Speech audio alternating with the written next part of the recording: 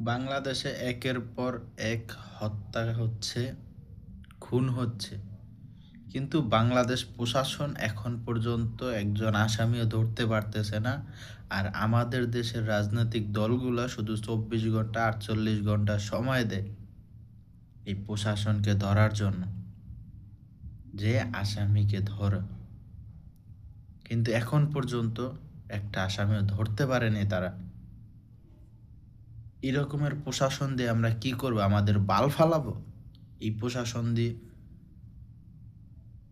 দিয়ে কি আমরা বাল ফালাবো যদি প্রশাসন একজন খুনিকে না ধরতে পারে? এই আইন উপদেষ্টার কি বাল ফালাইতে রাখছে দেশে? এই আসিফ নজরুলরে কি বাল ফালাইতে রাখছে? শালার পুত শালারে। এই দেশটা কি ওর বাপের নাকি? একের পর এক খুন হচ্ছে, এর ভিতরে একজন আসামি ধরতে পারতেছে না। আমার চ্যাটের উপদেষ্টাও একজন।